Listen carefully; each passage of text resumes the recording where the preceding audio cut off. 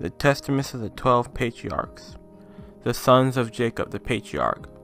The Testament of Dan, the seventh son of Jacob and Bilhah. Chapter 1. A copy of the words of Dan, which he spoke to his sons at the last of his days, in the 125th year of his life. Assembling his clan, he said, Sons of Dan, hear my words. Give heed to what is uttered by the mouth of your father. I have made proof in my heart and in my life that truth with honest dealings is good and well-pleasing to the Most High, while falsehood and anger are evil because they instruct mankind thoroughly in every evil. My children, I confess to you today that in my heart I rejoiced over the death of Joseph, a man who was true and good. I was glad about the sale of Joseph, because Father loved him more than the rest of us. For the spirit of jealousy and pretentiousness kept saying to me, You too are his son. And one of the spirits of Belair was at work within me, saying, Take this sword, and with it kill Joseph. Once he is dead, your father will love you. This is the spirit of anger that preceded me, that as a leopard sucks the blood of a kid, so I should suck the blood of Joseph. But the Most High of Jacob, our father, did not allow him to fall into my hands, so that I might not find him alone, nor did he permit me to accomplish this lawless act, lest 2 tribes be lost from Israel. Chapter 2. And now, my children, I am dying, and I say to you in truth that if you do not guard yourselves against the spirit of falsehood and anger, and love truth and forbearance, you will perish. This is blindness and anger, my children, and there is no angry person who can perceive the face of truth. For even if one is his father or mother, he treats them as enemies. If it is his brother, he does not recognize him. If it is a prophet of the Most High, he misunderstands. If it is a just man, he is unaware of him. If a friend, he ignores him. For the spirit of anger ensnares him in the nets of deceit, blinds his eyes literally, darkens his understanding by means of a lie, and provides him with his own peculiar perspective. By what means does it ensnare the vision? By hatred in the heart, it gives him a peculiar disposition to envy his brother. Chapter 3. Anger is evil, my children, for it becomes the motivating force of the soul itself. That force has strange effects on the body of the angry man. It dominates his soul and provides the body with a peculiar power, so that it can accomplish every lawless act.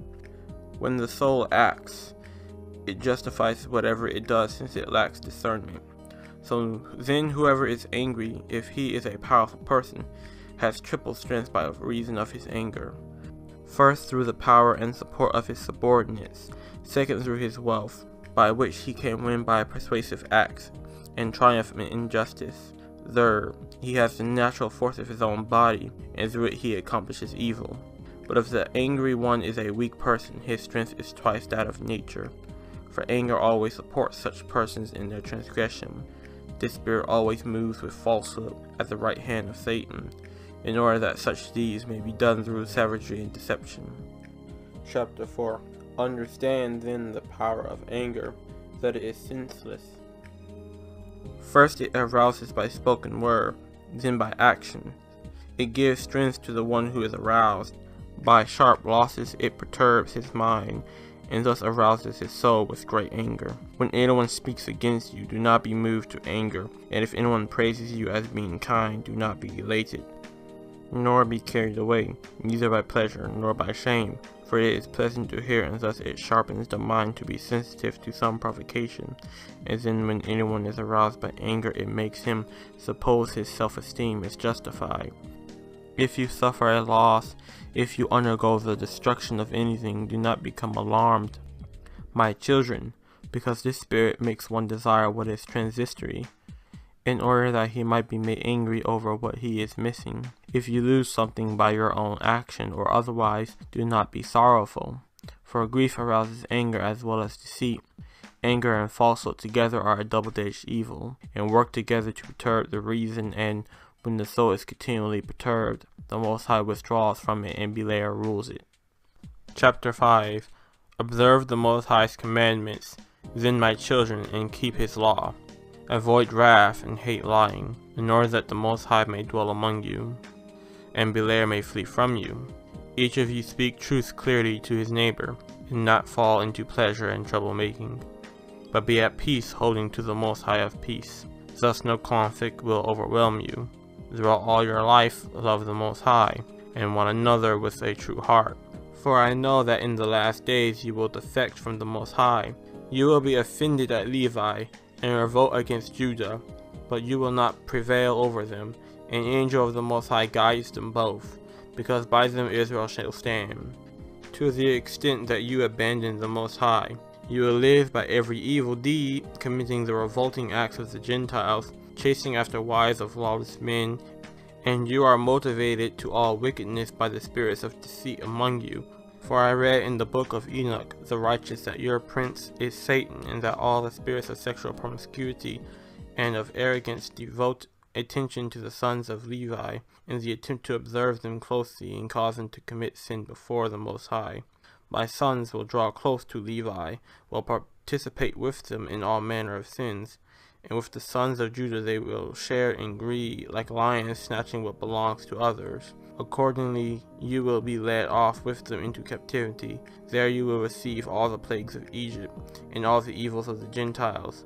Therefore, when you turn back to the Most High, you will receive mercy, and he will lead you to his holy place, proclaiming peace to you. And there shall arise from you, from the tribe of Judah and the tribe of Levi, the Most High salvation. He will make war against Belair. He will grant the vengeance of victory as our goal, and he shall take from Belair the captives, the souls of the saints, and he shall turn the hearts of the disobedient ones to the Most High, and grant eternal peace to those who call upon him. And the saints shall refresh themselves in Eden. The righteous shall rejoice in the New Jerusalem, which shall be eternally for the glorification of the Most High. And Jerusalem shall no longer undergo desolation, nor shall Israel be led into captivity, because the Most High will be in her midst, living among human beings. The Holy One of Israel will rule over them in humility and poverty, and he who trusts in him shall reign in truth in the heavens. Chapter 6. And now fear the Most High, my children. Be on guard against Satan and his spirits.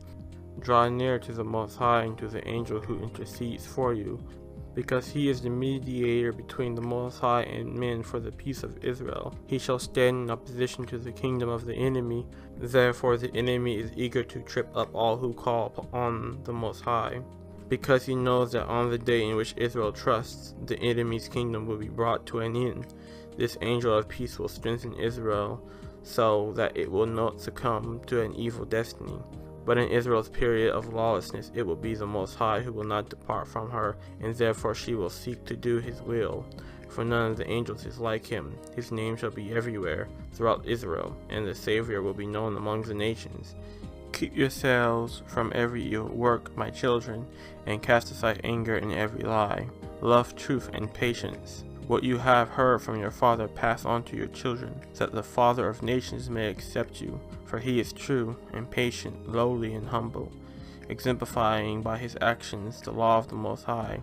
Forsake all unrighteousness and cling to the righteousness of the law of the Most High, and bury me near my fathers.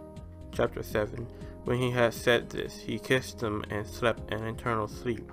And his sons buried him, and later they carried his bones to be near Abraham, Isaac, and Jacob. Dan prophesied to them, however, that they would go astray from the Most High's law, that they would be estranged from their inheritance, from the race of Israel, and from their patrimony, and that is what occurred.